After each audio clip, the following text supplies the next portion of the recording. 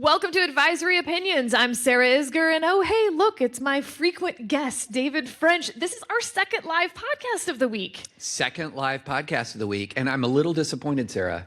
You didn't use my new name. So we're here at the American Enterprise Institute. David has been teaching here all week, and so David came over for dinner at my house on Wednesday. We made fajitas, very Texas meal, and my 4-year-old called him Steve the whole time. Mm-hmm. And then after giving Steve a tour of the house, which Steve has been to many times actually, on the way down the stairs from my son's room, he turns very inquisitively and says, "Are you my great-grandfather?" Yes. And so I thought fully I was going to be introduced in the podcast today as my frequent guest, great-grandpa Steve. It makes it sound like I've inculcated my son into believing you're as old as I think you are. But no, it was from the mouth of babes. I know, it was completely organic. And now I'm like questioning a lot of my health choices. And okay. Great Grandpa Steve. He really enjoyed having you, though. He thought having his great grandfather around was really neat. So we are here at AEI this fine Friday, and we had sort of two things we wanted to accomplish, and then we just wanted to answer questions from you guys, because part of the fun of the live podcast is questions, but also we have done the live podcast here several times, and the questions are really way better than anything we have to offer. Yeah. So we're going to do two things. First, we're going to do some legal issue spotting between now and let's call it January 22nd, 2025 on the campaign front, and an overarching philosophical question about the Supreme Court. Yes. So let's start with some issue spotting. Obviously, all eyes are focused on Joe Biden and whether he will remain the Democratic nominee. So let's start with the first one, which is there any legal issue heading into the roll call at the convention? There's 3,964 pledged delegates to Joe Biden, according to the DNC rules. If you remember the super delegates, y'all are too young. But anyway, the first ballot is now only pledged delegates. If a candidate gets a majority of those pledged delegates, they become the nominee. If they don't, then we get into super delegate world. So let's just focus on that first ballot. The DNC rules, and I don't have them right in front of me, but say you are committed to voting for the candidate that you're pledged to vote for in good conscience, basically. Right. And it's that conscience clause. So my question to you, David, first up, can someone sue if a delegate does not vote for Joe Biden? They can sue, but they'd lose. Now, but let me add a caveat to that. So if the Democratic National Convention has a vote, let's just imagine that they have a vote, and with these pledged delegates, that a majority of them do not vote for Joe Biden, that he does not get a majority of the convention. Under no circumstances would I see a situation where the Biden campaign could run into U.S. District Court in Northern District of Illinois and have that vote reversed.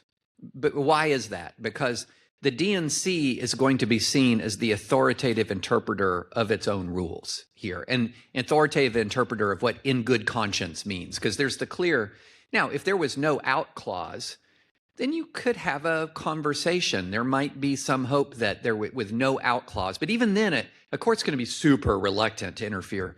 The one interesting question that I have is some states have laws related to their presidential primaries.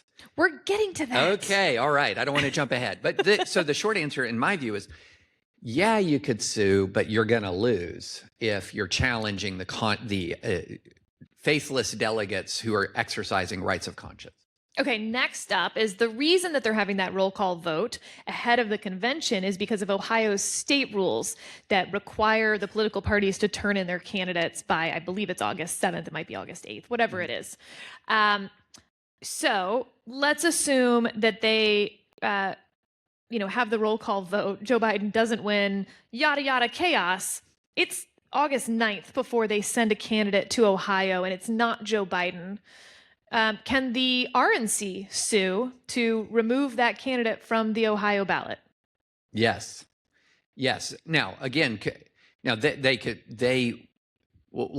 they sue would they sue? Yes. Could they win?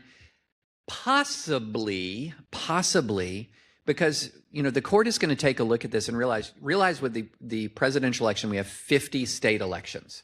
And these 50 state elections are governed by the states. Not the state legislature alone, as sort of the independent state legislature doctrine has argued. But state Supreme Courts are the arbiters of their state's laws. And so if the state Supreme Court of Ohio says, sorry, Democrats, we gave you till August 8th, that is not unreasonable. That is not infringing on your constitutional rights. You just didn't meet our deadline. I think I actually think that's a problem for the Democrats. There's then the problems of once ballots get printed, if something were to happen to a candidate. Mm-hmm. We have experienced this on the Senate level many times, of dead candidates being on the ballot and getting elected, and that all gets handled in state law because basically, other than the president, everything is a state issue of sorts. I want to leave that to the side because that is frankly the messiest. That's messy. Of all the scenarios. So here's my next scenario, which is Joe Biden wins the election, and on Thanksgiving, something happens rendering him alive but incapacitated.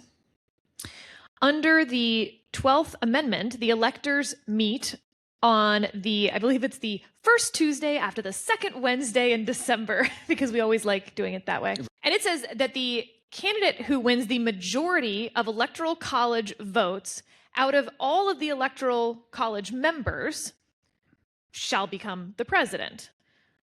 So that's the 270, right? You see the maps 270 to win. We all look for 270. So that's the number that you have to get. Under this scenario, though, electoral college members have a bit of a problem. Some electoral college members come from states where the state law binds them to vote for the winner of their state's popular vote. Mm-hmm. And the Supreme Court just said that that is in fact binding in a unanimous opinion in 2020, looking at Colorado and Washington. But other states don't have those rules. Some states that do have those rules don't have enforcement mechanisms. There's a whole variety of state laws around this. So the problem is, under my scenario, Joe Biden cannot serve. He can't be inaugurated as president. So some of those delegates are bound to vote for Joe Biden. If you look at Colorado's state law, for instance, there is no exception for death or incapacitation. It just says you, as a member of the Electoral College, are bound to vote for the candidate that you agreed to vote for, whoever won the popular vote of the state. And I forget whether it was Washington or Colorado. There's real penalties. Yeah. Penalties that you're not going to want to incur. You don't want them. No. How's that going to work? Because it's not like, if he can't be inaugurated, it's not like it just falls to Harris, right? Harris at this point would now be acting president. If the president's incapacitated, you don't get to become president, by the way. Yeah. We'll get to that more, but you would only be acting president as long as the president is alive and is not resigned. So she's acting president right now, but she can't be inaugurated on Inauguration Day just because she was there as vice president. The 12th Amendment also says that the person who receives the most number of votes as vice president, the majority of votes, becomes vice president, and that person can't also be president. So you'd have to have the delegates picking, do they want to put in Harris, but then they can't vote for her as vice president?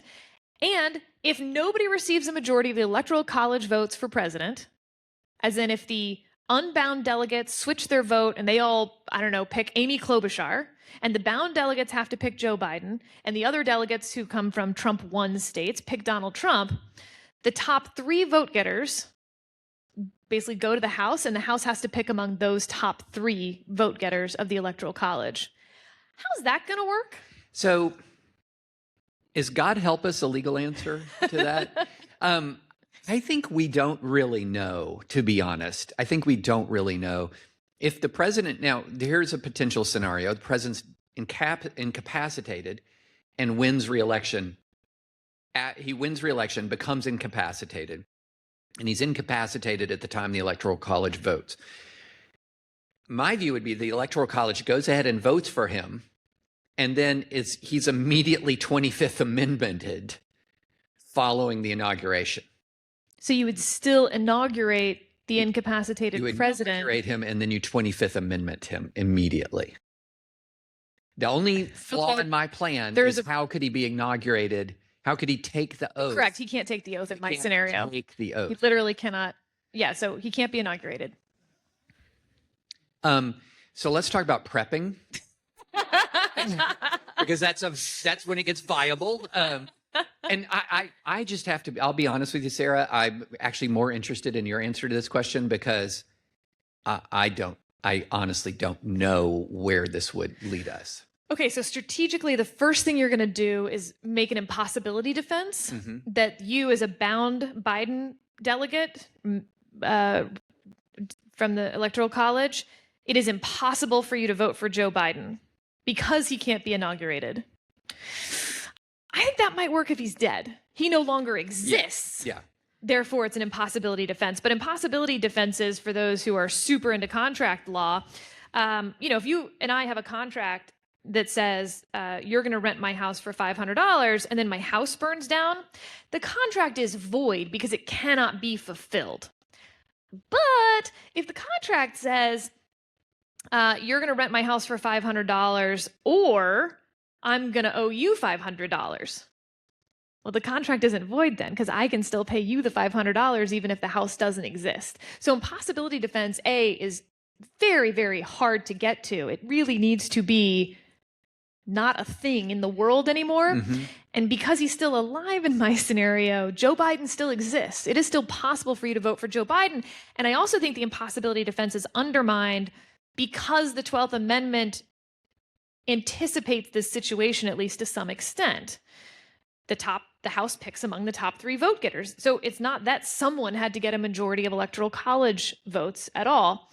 Okay, so assume that the impossibility defense doesn't work. So now, if you're the DNC and you're organizing these Electoral College members, you have the unbound delegates who are strategically all need to pick one person because they need to get into the top 3.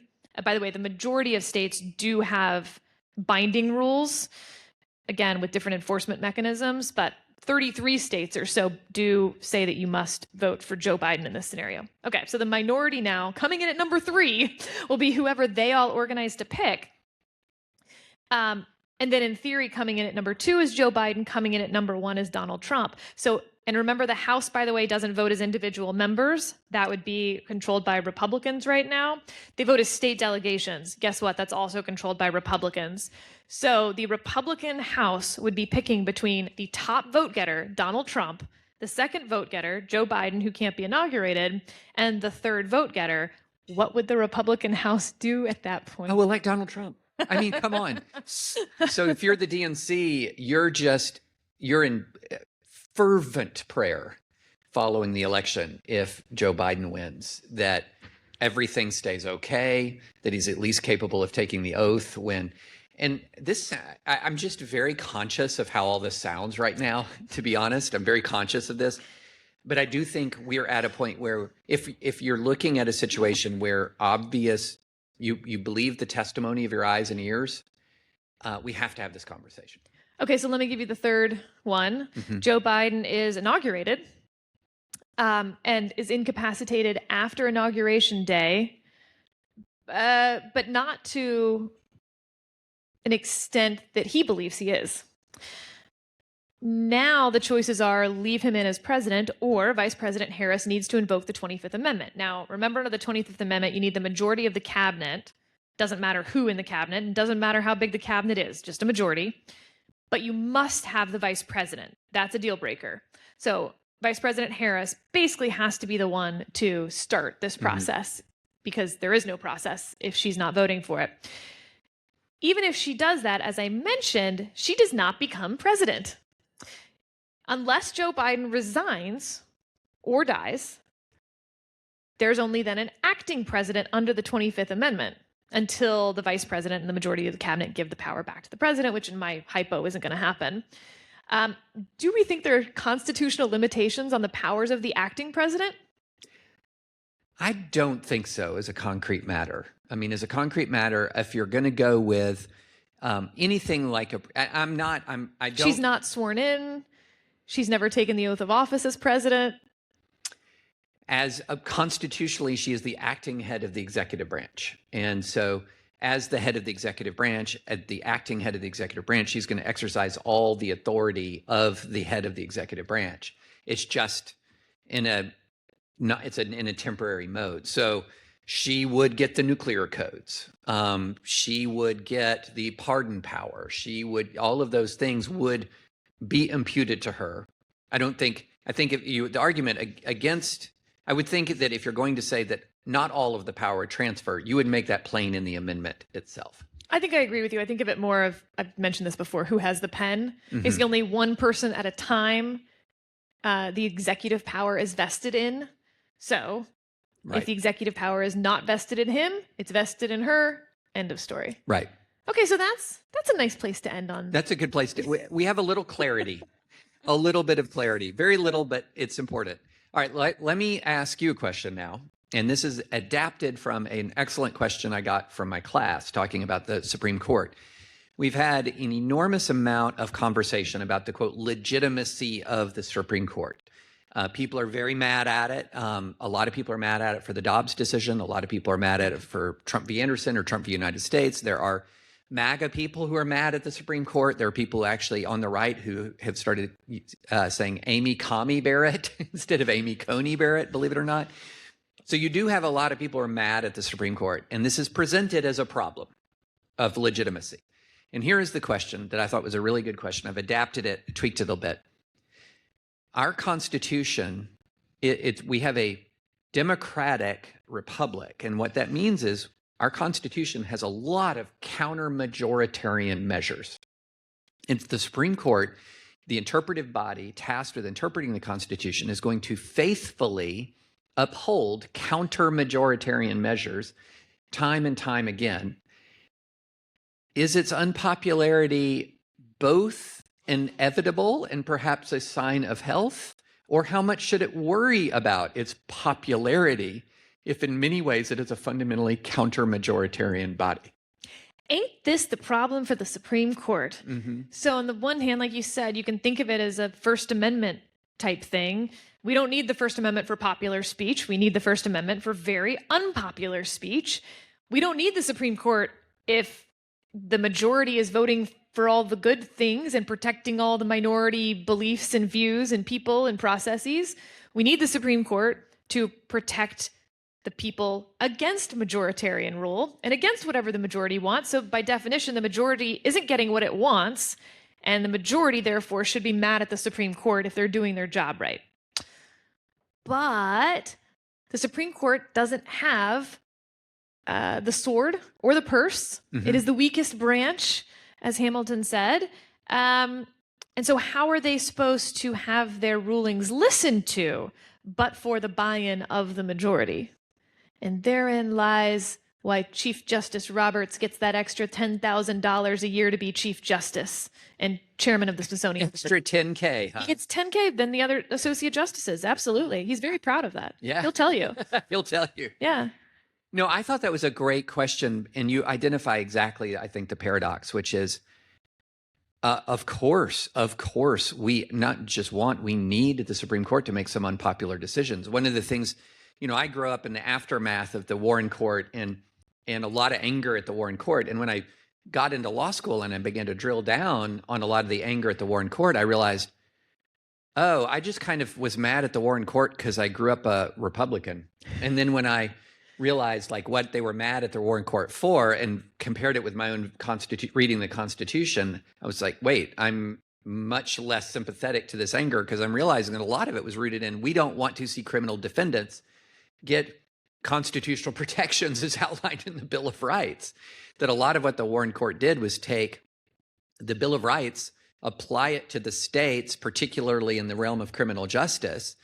And then now some of the things, the exclusionary rule is not in the Constitution. It's not in the Constitution. The Miranda warnings, for example, but are these logical and defensible extensions of ways of enforcing the Constitution? And so I began to realize that a lot of the sort of background anger that I had imbibed in sort of thinking about the Supreme Court was rooted, and they just like disagreed with my community's preferred policy, but they were faithful in many ways. I'm not, the headline of this is not originalist defending Warren Court, okay? But there were ways in which the actual guts of what was going on was an extension of constitutional liberty into the states and local governments in a way that interfered with their autonomy in a necessary way. And that was one of the things that created so much unpopularity. And so I would draw a distinction as is the decision that is made by every indication, is there any indication of bad faith or corruption in it? If there's an indication of bad faith or corruption, then unpopularity is warranted, questions of legitimacy are warranted. But if there's no indication of bad faith, and the anger that I have at the court is I just wish they'd ruled differently, then I think you should be less concerned about sort of waves of public anger. But you, as you said, Sarah, the sort of hanging out there is the Andrew Jackson scenario. Yeah, or let's use the Warren Court. Let's use Brown v. Board of Education. Mm-hmm. So on the one hand, in the immediate wake of Brown v. Board of Education, to the extent we trust the polling at that point, the decision is slightly more popular than it is unpopular. But of course, that was deeply regional. Yeah. And in the southern part of the United States, there were impeach Earl Warren signs everywhere. And more importantly to our conversation, there was no school desegregation for 10 years. Massive resistance. There was still desegregation going on in the 70s. Absolutely. Yeah. So Brown v. Board of Education was a little bit like the Emancipation Proclamation in the sense that it was a statement of principle that didn't have a lot of effect because it was not accepted. And right. Just the Emancipation Proclamation, remember, is freeing slaves in the rebellious states. Right. So they were like, no, come and take it. Mm-hmm. And that's what desegregation was, again, for 10 plus years, because there wasn't that buy-in. And I wonder, if we're doing hypotheticals today, what if it had been 90% against Brown v. Board of Education? Do you think the Warren Court would have decided Brown either at all or in the way that it did? And I guess to back that up, don't you think the evidence is in Plessy? I would say if you had 90% against school desegregation, you wouldn't even have the Warren Court, because there is the Democratic element of who's going to be nominated to serve on the court. Good point. And so if you had that 90% opposition, you don't have Brown, because the people who would vote in Brown, who would vote against school segregation, wouldn't have even gotten there in the first place. What's the difference between a judge and a lawyer? The judge knows a senator. Right. I mean, Earl Warren is actually sort of an amazing story. The very short version being I think the quick version that law students learn is he's the Republican governor of California. But more important, he was running for the Republican nomination. This was like almost a Teddy Roosevelt move. Get your rival out of the way by giving him a life appointment over there. Yeah. Yeah. No, so who's on the court is very related to the democratic process. Absolutely. But it's very imperfectly related, as Democrats will, if there's any Democrats in the room, you're barely restraining yourself saying, we've won a lot more presidential elections than you have in the last 40 years, and we have fewer justices. Which is true because there is a definite randomness to when these nominations come up. But it's still the case that it is very difficult for the Supreme Court to be 90% removed from the American public. It's a lagging indicator, but it is an indicator. Right. Right. Which is, again, a point we've made about Chevron, for instance, that for that to come out as a 6-3 decision on the administrative state is a very odd odd proof of how the lagging indicator works, because everyone on the court was appointed when that was a point of ideological / partisan conflict, in a way that now, if it's not reversed, it's reversing, where the right is super into the idea of executive power and the left is like, Donald Trump. Yeah. Well, this is one of the tensions. Like, if you actually open up and read, say, Project 2025 and look at it, you'll notice kind of a paradox, because on the one hand, Project 2025 has got a lot of old GOP thinking, old conservative movement thinking about, quote unquote, dismantling the administrative state. And then it's like skin grafted with like common good constitutionalism. The president shall wield power with confidence. And so, wait, through what if you've just dismantled the administration? There's a lot of issues there. But the bottom line is I've told a lot of my progressive friends who are very upset about Loper-Bright, which is the case that overruled Chevron, which is the doctrine that mandates judicial deference to administrative agencies, that if you're very worried about things like Project 2025 or large sweeping Trump executive orders and things like that, then you should be pleased that Chevron is gone. This is something that should please you. And this is something that I've said for a long time. If the thought of a particular power in the hands of your political opponent keeps you up at night, one thing that I would ask you to do is then ask if that power should exist. Now, some of these powers have to exist, a commander-in-chief power, for example. But a lot of the powers that we have handed up to the executive are not natural and inherently belong to the executive. Congress has punted them, has delegated them. And then everyone gets so worried about who the president is because they've got all of this power. Perhaps one of the things that we should do, rather than constantly escalating the stakes of our presidential elections by making the president so powerful, maybe we can turn down the temperature by making the president less powerful. Speaking of which, interesting note on the Supreme Court's approval rating, which, for all the reasons you said, I don't put a lot of stock in, but also the fact that I just don't know that when you're randomly calling, 1,300 Americans and asking whether they approve of the Supreme Court, if you're sort of, this is my problem with issue polling in general. Are you getting the answer to the question you think you're asking? Right. I don't think so. But nevertheless, it is interesting to me that the Supreme Court's approval rating has dropped 20 points in the last 5 years.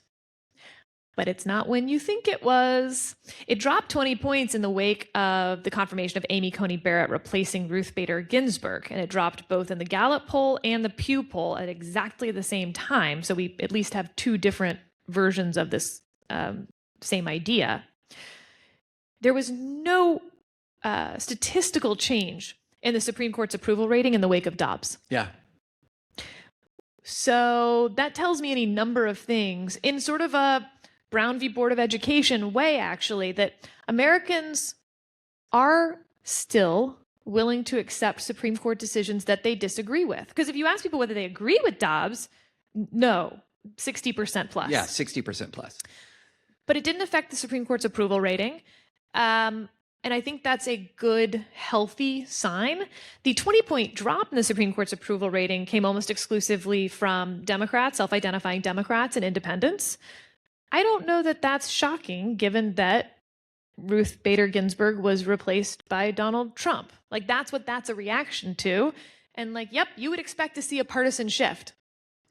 Yeah, I think it's a combination of two things at once. I think, obviously, if you replace a progressive hero, Ruth Bader Ginsburg was revered.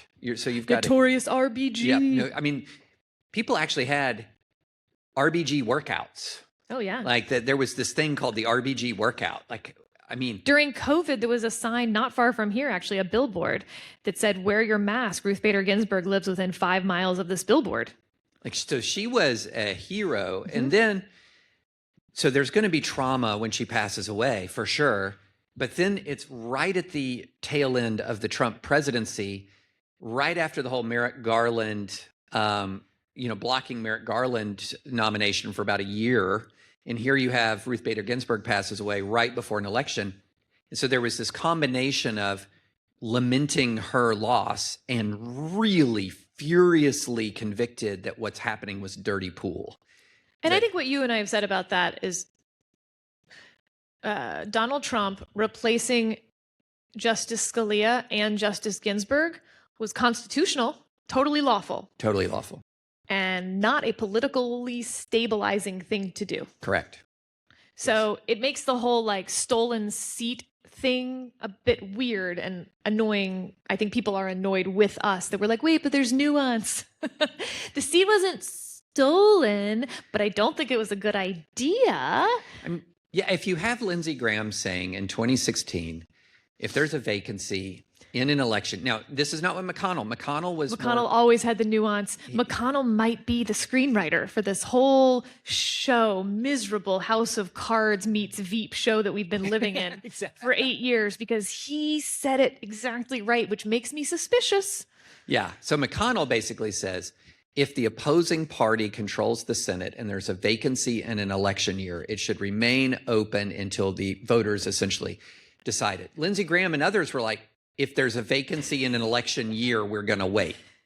So those are two different promises, right? Promise one is, well, we're going to force a wait if we have the power to force it, because you have divided government, and we're going to see if the voters resolve divided government. Lindsey Graham and others, by the way, was no, it's just the right thing to do to wait for an election. It's just the right thing to do. And so if you've been on the record saying that vigorously, passionately, and then all of a sudden there's a vacancy, not in the year before the election, but just weeks before the election, and you're Lindsey Graham and someone says, you're going to wait, right? And he goes, what? No, we're going. It's fair to be ticked off at that in a legalism that says, no, but they don't have the right to stop it. That legalism doesn't eliminate the fairness problem. And that is what has got a lot of people extremely angry. And I totally see why. Even though, for the record, I'm very glad Amy Coney Barrett is on the court. Okay, I've got at least two lightning round questions for you, actually. One, did Bostock lead to Dobbs? Or let me rephrase. Do you get Dobbs overturning Roe v. Wade, but for Bostock finding that sex included sexual orientation and gender identity discrimination in Title VII employment discrimination that caused a huge backlash among the right and caused the birth maybe of common good constitutionalism? Would the court have taken on Dobbs but for that feeling that things were tenuous on the right? I don't think so. I mean, I've heard that super smart people have made that argument that in essence the right-wing backlash to Bostock sort of put the court on the defensive in a posture where conservative members of the court. Gorsuch writes Bostock, so it puts the conservatives on defense. Josh Hawley gets in the well of the Senate and says the conservative legal movement has failed. If this is what we were fighting for, we weren't fighting for very much at all. Right. So there was this fury at the court from the new right. And so the theory would be, the theory that you're articulating, that the conservatives on the court said, well, we got to show the right that we will stand up for your principles. Here, let's go ahead and reverse Roe. And I feel like that's like nine-dimensional chess when Occam's razor says originalist judges are going to generally make originalist decisions, and there was never a remotely originalist defense of Roe. I mean, opposing Roe was not a Johnny-come-lately aspect of the conservative legal movement. It was not. It in many ways, opposing Roe was one of the reasons for the birth of the conservative legal movement. And it would have been overturned earlier, I think, if the filibuster did not exist for judicial nominees. And don't forget, in 2015, you have the Hellerstedt case decided 5-4 with Kennedy as the swing vote, striking down Texas's abortion restrictions. Well, then fast forward to 2019, Kennedy's off the court, so they bring the same case called June Medical. This time it's a nearly identical law coming out of Louisiana, thinking, aha, change in court, change in ruling. It's decided 5-4. This time the chief switches sides and says, precedent, and points to Hellerstedt. So there is this evidence in the run-up to Dobbs that the court wasn't interested in doing it. Until it got two more people. So one more. Was Kavanaugh with June Medical? Kavanaugh replaced Kennedy, so that's why they thought. Okay. So our four dissenters were Kavanaugh, Gorsuch, Alito, Thomas. You added one more to that four. It was Amy Coney Barrett. And I've never heard anybody ever argue that Amy Coney Barrett, anything about her judicial philosophy pre-Dobbs. None of it indicated that she would uphold Roe. So if you add the four dissenters in June Medical, add Amy Coney Barrett, you've got the five who overruled Roe. And then Roberts is the cheese stands alone. He was like, yeah, let's uphold the Mississippi law, but let's not overrule Roe. And so I feel like it's just very straight ahead. You had a solid 4, you added a 5th, end of story. Okay, next lightning round question. If I offer you $90 million for an official act. Oh. That's called bribery. Mm-hmm. If I offer you $90 million and I'm only going to give it to you after the official act, that's bribery. In fact, the Supreme Court just said so in a recent case. Now, that case also said that after you do the official act, if I then just happen to give you $90 million, that may or may not be against the law, but that's a gratuity. So, for issue spotting purposes, do you see any legal problem with Democratic donors withholding, as it turns out, $90 million from the DNC until they drop Joe Biden as their nominee? Well, no, because this is a private entity, the Democratic National Committee, and it's soliciting donations to support its cause in the way that other private entities do. And there's no bribery. If we form the advisory opinions 501c3 and like a large donor came in and says, we're going to give you $10 million to stop being originalist, that would be an ethical problem. It would not be a legal problem. It would not be. But so I think the private nature of this is donations to the DNC for the purpose of winning an election, and the donors get to say to the DNC, we're not giving it to you if we don't think you can win an election. Fair enough. All right, let's take questions from the audience, which is the part we've been looking forward to.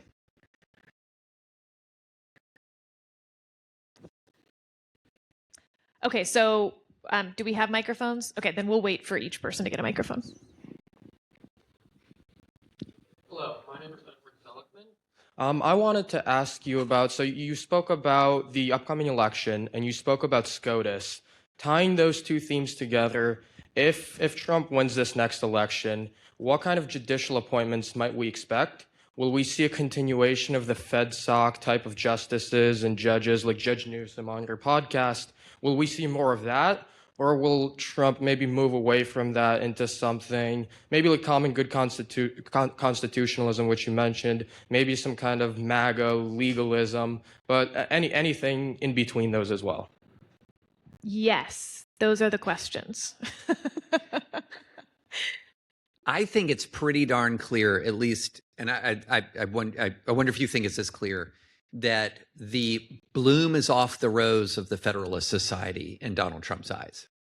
That, in other words, I'm going to lean completely on the Federalist Society, and I'm going to pull my justices. All my justices are going to come from this pool. I think that ended when the justices that he appointed did not hand him the election in 2020.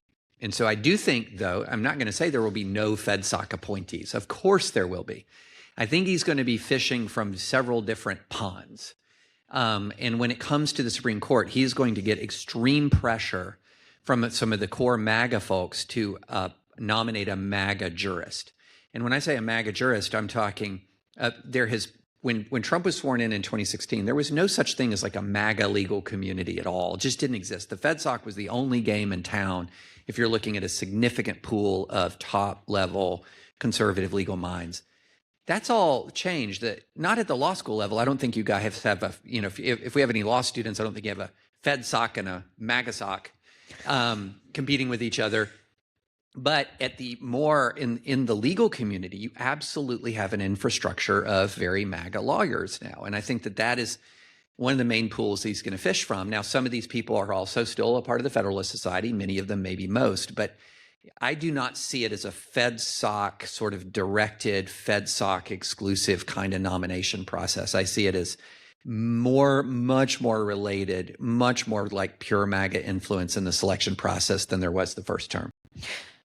So I want to answer this from a different perspective, which is, what should the Federalist Society do now, given everything that you just said, David? Because they, of course, are looking for a new president for the Federalist Society. So the Federalist Society, for the first time since its founding 40 plus years ago, will have a transition There has been no succession plan up till now.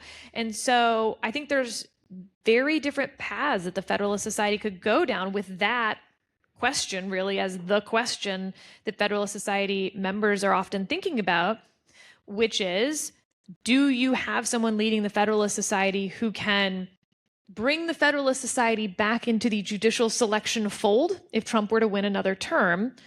Or is the Federalist Society something different than that? And my suggestion would be, if you look at the pro-life movement during the Trump administration, they made a huge mistake. They wanted to be in the room. They wanted access for good reasons, right? They wanted access in order— Very defensible reasons, Yep. yes. To persuade and be representatives of their pro-life cause. And in the end, what happened was, not only did they not, I think, get what they wanted, but they also undermined their own credibility by then all the things they had to do to get in the room were praising things that undermined their own cause. Mm-hmm. And I think that's a really good cautionary tale for anyone who has a cause that they care about heading into a second Trump term. So my suggestion to the Federalist Society would be, go back to what you were doing in the 90s and early aughts. I agree. Make it a bunch of nerds sitting around talking about how exactly originalism would work when it comes to Section 4 to immunity theory. Is that how we sounded then? You'll have the smartest people. You'll be thinking about the smartest things. You'll be challenging each other and sharpening steel with steel. Someone will always need to come to you for those people and for access to those ideas. You don't need to compromise to get in the room, to be an influencer or a power player. You'll be a power player by virtue of the cream rising to the top. So I have a feeling about the Federalist Society that is a little bit bifurcated. So I think the student chapters of the Federalist Society, in which what I think of, my experience of, and there's lots of sort of arms and elements of it, but to me, the student chapters are kind of the beating heart of the whole thing. It's going to be hard for me to see them go full MAGA for a very interesting reason, and one that was written about in the Atlantic recently, and that is, if you're a conservative student in elite, more progressive institutions, you are under siege. Your ideas are under siege all the time, all the time. You wake up in the morning and you have two choices. I can be silent or I can defend myself. And rarely is your choice going to be, and I'm going to join the crowd attacking somebody else. That's rarely going to be your choice. And so what does that mean? What that means is when you are constantly being attacked, it sharpens your thinking. It's in many ways a gift. It is, I look at my time in law school being attacked a lot as a profound gift. And so what that does is it burns away the chaff in your thinking and it leaves the wheat. And so a lot of MAGA legal theories are just chaff. They just don't hold up. It's just raw exercises of power and wishful thinking. And walk into a classroom at Berkeley with some of this stuff, and it will not go well, right? It's just not going to go well. You're going to be not just on the defensive, you're going to be defending things that are very difficult to defend in front of very smart people. But then if you hold on to the core ideals of the Federalist Society and sort of this core idea, what is the role of the judge? What is the role of the law? All of these things are battle-tested ideas. They are refined. They have faced a lot of scrutiny and in many ways come out stronger as a result of that. And so I think that day-to-day give and take that the students have, and it's one of the reasons why I love doing our FedSoc traveling roadshow, because we interact with some of the sharpest people who have had a lot of their ideas challenged. It was super, every now and then you read something, you're like, darn it, I wish I'd written that. But I read this thing in the Atlantic about how this is giving a lot of conservative students some real considerable advantages. And so I think the student chapter, student chapters I'm less worried about. I'm much more worried about some of the adult chapters, students are adults too, geezer chapters, where it's a lot more about networking, and which is fun and fine and great, and I'm all for networking. I don't, my class has heard, bowling alone, don't bowl alone, network, right? And so I'm all for networking, but when it becomes networking, when it becomes so intimately related to career advancement, there are less guardrails against sliding off into the pure careerism. This, if you talk to core Federalist Society members, the great shame when they will turn their eyes down to the ground is when you mention the fact that the attendance at the National Convention goes up when a Republican has the White House. Mm-hmm. Because that means those are fair weather Fed sockers. Yep. And networkers. They're networkers. And so I think that it would be a real pride for the Federalist Society if the attendance at the National Convention was always the same. Okay, next question. Advisory opinions listener, right? Yes. Oh, hi. I'm one of David's students and a dispatch intern. But I have a question. So, given the rift that's growing between the Federalist Society and the MAGA law movement, do you see a scenario in a second Trump presidency where it's the Federalist Society judges standing athwart the MAGA law initiatives, where the left could kind of give the court more legitimacy or help the image of the court on the left in the kind of strange new respect vein of Liz Cheney, for example? And do you think it matters? Look at what's being written about Amy Coney Barrett right now. So yes, I think it's possible. No, I've already said that I think a lot of that's actually mistaken, that if you look statistically, Amy Coney Barrett is in dissent the same as she ever was. Not that we have a whole lot of terms to go by. But yes, I think you're already seeing some of the forget the process, let's focus on outcome from litigators on the right. And the Supreme Court's dogging nearly all of it. I think that the common good constitutionalists came into existence in the wake of Bostock, and then they lost a whole lot of wind in their sails after Dobbs. I take your point that Bostock didn't lead to Dobbs, but you can absolutely trace the excitement and enthusiasm for common good constitutionalism from Bostock to Dobbs. Yeah, totally. I totally agree with that. Yeah. So I think that there are nearly no judges on the court now who are not process people, of conservative judges, I mean.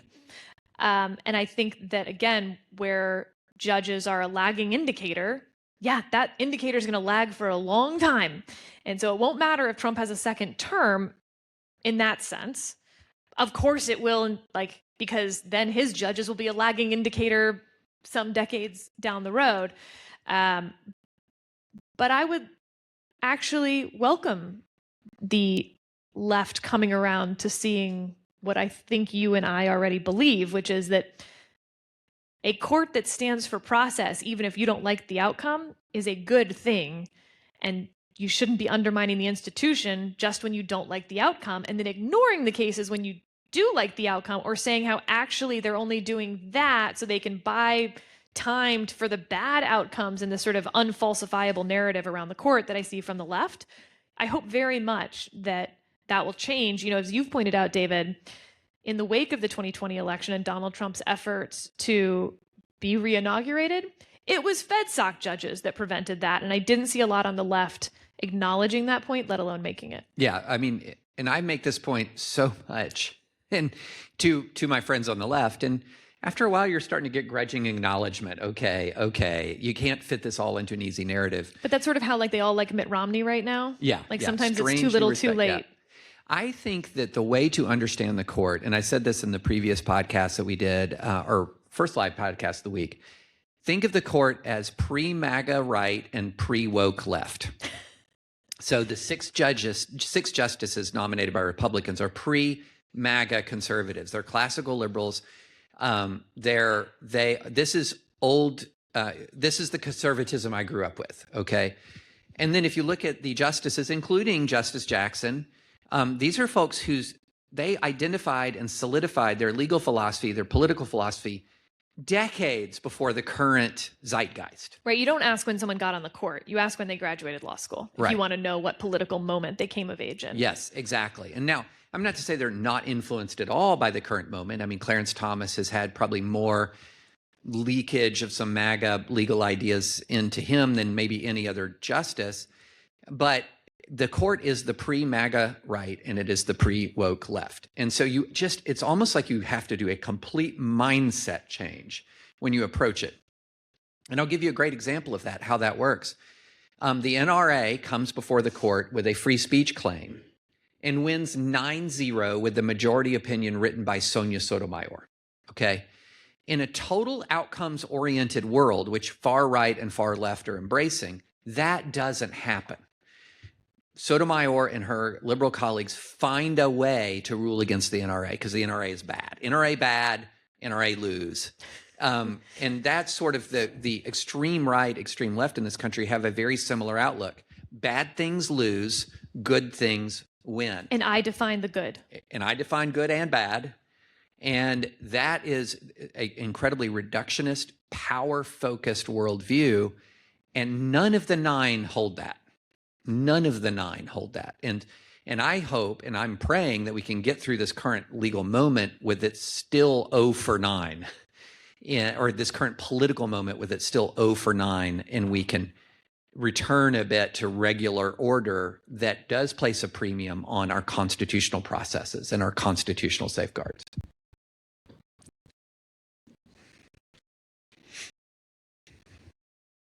And Jeff, are you good if we go a little late because we started late and I'm having fun? Cool. Hi, I'm Caitlin. I'm actually the Adam of today. He's in New York, but I'm helping you guys out. Thank you, Caitlin. You're welcome. So you mentioned none of the 9 are from this current political moment, but we are all coming of age in this political moment. Yes. So what do we look like when a lot of us have gone to law school? Is there any hope? And how do we resist the current political zeitgeist? Feels like more of a commentary on your colleagues than one I can make.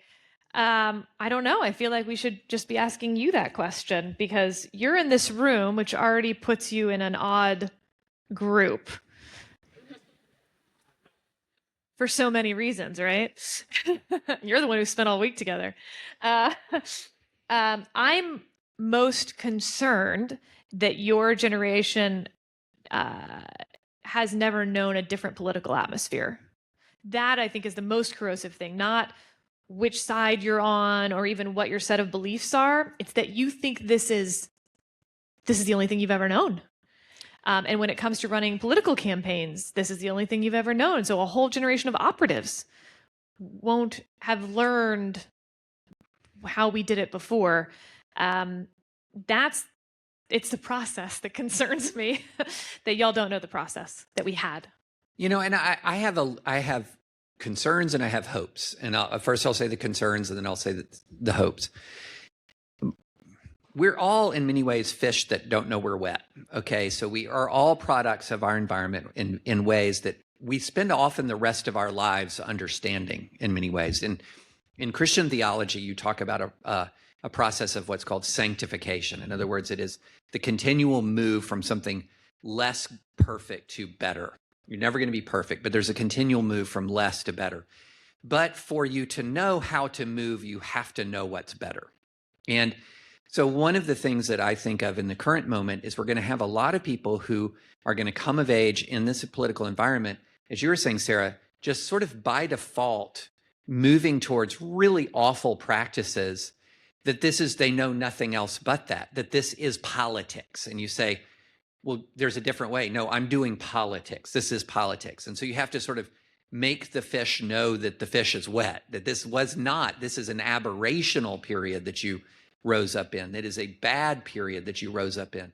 And by this is politics, just to clarify, hate the other side. If you're friends with the other side, you're a traitor to your own side. And that all means are justified to the ends of beating the other side. Or it's like, Leonidas in the movie 300. Yeah. Another way of putting this, Sarah, take from them everything and give them nothing. That would be the current political. It used to be a proof that you were a repeat player in this town, that you were going to go somewhere, that you had friends from the other political party. Or another way of putting the modern political philosophy, now that I'm on quoting movies, Conan, what is best in life? It is to defeat your enemies, to see them driven before you and hear the lamentation of their women. That would be another example of like the current zeitgeist. And I apologize, Arnold Schwarzenegger. I know you listened to the greatest legal podcast in the history of the world, and that was an awful Arnold Schwarzenegger impersonation. But that is the environment people are growing up in. And then it is incumbent upon those of us who have greater and larger experience to model a different value and to demonstrate different values still exist and are still viable. When I was, just to use again another religious analogy, I grew up in a much more fundamentalist tradition, and as my friend who also grew up fundamentalist, Cherie Harder of the Trinity Forum says, we did not put the fun in fundamentalism, and I knew that what I was growing up in it was off. There was something not right about it. This wasn't the way it was supposed to be, but at the same time, I didn't know what it was supposed to be. I just knew it was off. And so I think it's very important that you have your antenna tuned enough to know this is off. This isn't right. The fruit of this is bad. It's bad. And then try, turn that antenna towards virtue. What is the better alternative? And then it's so incumbent on those of us who have more experience, like great-grandpa Steve here, that we then actually model the values you wish to advance. So there's something to turn the antenna towards. Yeah, I think the moment you're in is is proof that the burn it all down from both sides will not create a lot of stability because you just have to move from one extreme to the other. So hopefully you're realizing that probably there is something different than that pendulum constantly swinging, creating political instability, legal instability, statutory instability, etc. By the way, I was laughing when you were saying that you're the Adam here because it kind of makes us look like assholes that we didn't know that. Okay. Hello. Hi. Can you explain what you mean by the MAGA legal movement? You mentioned the election litigation, the common good constitutionalism, and you even said maybe Clarence Thomas. So what exactly do you mean by that? So some elements of when I talk about the MAGA legal movement, what I would say, it has a couple of branches. One is just a raw Donald Trump wins and I'm going to help make this happen. So this would have been like the election lawyers, the people around Sidney Powell and Rudy and all of those, the Jenna Ellis at the moment and during the moment. All of these lawyers who flock to the team, I'm just going to help you win. My service to the country is to help you win, Donald Trump. So part of it is just Trump's lawyers, basically. Another element of it would be sort of your common good constitutionalists who say the conservative legal movement needs to be much more outcome driven. It needs to say essentially what is the common good, and then we're going to drive the law towards it. Also, and as a part of that, there are a number of legal theories that are part of common good constitutionalism that directly contradict the sort of classic legal theories of originalism and textualism and the original and the current understandings of the First Amendment. So where are you going to see the tension? You're going to see the tension on voting rights. You're going to see the tension on things like the independent state legislature theory. You're going to see the tension in free speech in a big way. So there is a MAGA, the more MAGA legal theorists would say, for example, would be fine with DeSantis's Stop Woke Act. They would be fine with like the drag queen story hour bans. They would be fine with regulating the ability of private companies to moderate the content on their websites. So all of these things would contradict traditional sort of conservative legal movement doctrines, certainly contradict the legal arguments I made for my entire legal career. And so those elements, and they have a commonality to them, and they grant the state more power over the individual. I don't have a better answer to that. I like a backbencher. I see myself in a backbencher. We can almost see you from back here. It's great. I'm an intern here. I study environmental policy, and viewing the Loper-Bright decision from the left, I've actually been quite confused, like you mentioned, that a lot of my peers are very upset about this decision because, to me, if anything, this prevents future administrations from doing something like gutting the EPA, something like that. And similarly on the right, the immunity decision, if anything, will empower future presidents from both sides to act in bad behavior. So my question is, why do you think that is? Is it some really profound short-sightedness from both sides? Or is it something deeper about ideology? I guess, why do you think we're so focused on the somewhat partisan wins that are a part of this?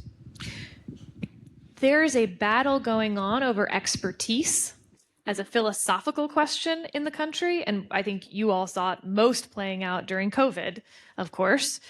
But this battle goes on for 100 years. This is the origin of the original progressive movement in the time of Teddy Roosevelt. So there was progressivism on the right as much as there was progressivism on the left during the Wilson administration. And it's sort of the OG common good constitutionalism, right? It's this idea that we, the powerful, know what the good is, and we will put that good on everyone else. So the most obvious example of that is eugenics. And it's sort of the thing we all know and react to as like, ooh, bad. But think about it in the moment that they're thinking about it. They've just discovered, really, that these genes are getting passed on, sort of a post-Darwinian worldview. And like, yeah, you've got a lot of bad people or undesirable people or stupid people or fat people or whatever. Of course, in the actual case that made it to the Supreme Court, slutty ladies, who it turns out weren't actually slutty, but raped, of course, by foster parents' nephew. Like, horrible facts in Buck v. Bell.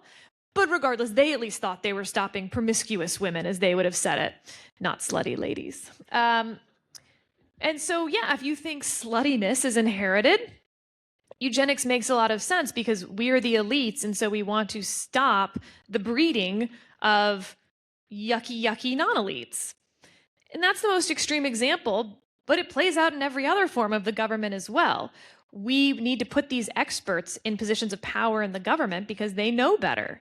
That's how the administrative state, the brainchild of the administrative state, is to have experts in government who know things that a member of Congress couldn't know. Members of Congress are generalists, and here you have the experts. And so the battle for expertise and what role expertise should play in our government has been going on for 100 years. As it shook out, I mean, remember originally I said this was actually on the left and the right, plenty. But as it starts shaking out in, of course, the Roosevelt administration, it becomes part of the left, which makes some sense because the left is then controlling higher education institutions, et cetera. So that's where the elites are going to come from, who are then in the government doing the things the left likes. And I'm giving a very high-level version of 100 years of elitism history and expertise history.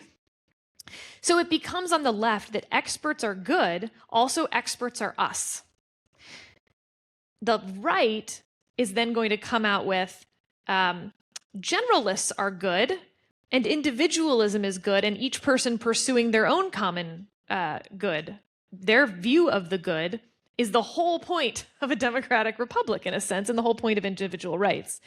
And again, for those listening who are thinking, that's not the version of the right, how I would describe the right, totally understand. There's different versions of the right. I'm only talking about the battle over expertise. But you fast forward that to today, and something that undercuts expertise and the reliance on expertise and deferring to expertise in the government, again, in that lagging indicator sense, is still seen as hurting the left and helping the right's view of expertise, even though I would say, especially today, the right would never call it expertise. But it is, in fact, that they want their people in those positions making those decisions.